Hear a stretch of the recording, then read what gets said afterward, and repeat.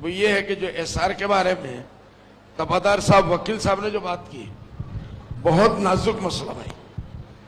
अल्लाह के वास्ते मानुष सजाग हो।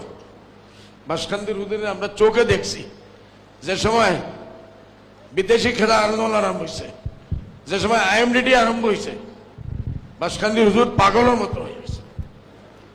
কিরকম মুসলমান বানাই যায় এনআরসির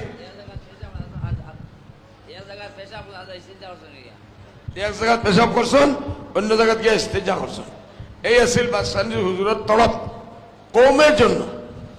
আজকে কৌমে পাওয়া পারে, আজকে এই জিম্মেদারি ইয়াহিয়া ভাইয়ের গলার উপরে। উনি ওনার আব্বার ওয়ারিস, আমরা মুরব্বী, আমরা রেহনুমা। তাপাদার ভাই হইয়া গেছে, মাত্র 15 দিন বাকি আছে।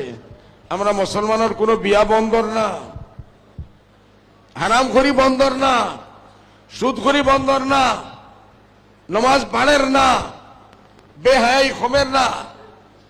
মানুষ বেহুম बेदुम पागल निजर निजर काम में मस्त है।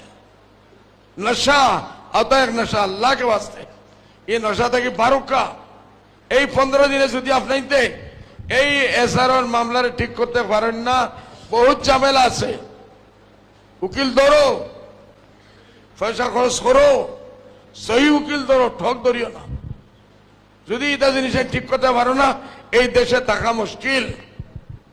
এই কয়েকদিন আগে ডিপুটারের নামে আপনার তো লাখ লাখ নাম খাটা হয়েছে। জমিয়তে অন্য অর্গানাইজেশনে মেহনত করছে, আবার বহুত কিছু বাঁচিয়েছেন।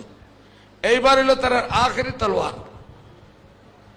যার নাম ভোটার লিস্ট থেকে খাটি দিব, এই আর ইন্ডিয়ান নাগরিক রইতা পারতা নাই, সব বিদেশি বানাইব। আর পাত্তর তরি তরি ঠেলাইয়া নিয়া বর্ডারও ফেলাইব। কেউ মা ছাড়তো না, কেউ বাপ ছাড়তো না।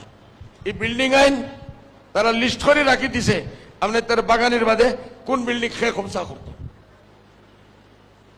আল্লাহ के वास्ते मुसलमान हो जागो, আল্লাহ के वास्ते তোমাদের না হইয়া বাসকান্দির হুজুরের যদি এক অক্তর খানি গাই নিমক হারামি করিও না। जान दे दो, जान दे दो, जान दी उसी की थी। हक तो यह है कि हक अदा ना हुआ।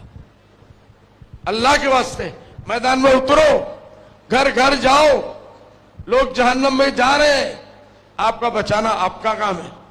अब लोग विदेशी बनने जा रहे हैं, बचाना आपका काम है। आप हजरत बासकंदी के रूहानी वारिस हैं, हजरत भाई यहिया भाई के रूहानी वारिस हैं। यह आपकी जिम्मेदारी है। अगर लेके जा रहे हो तो पगड़ी का हक अदा कर दिया, नहीं है तो पगड़ी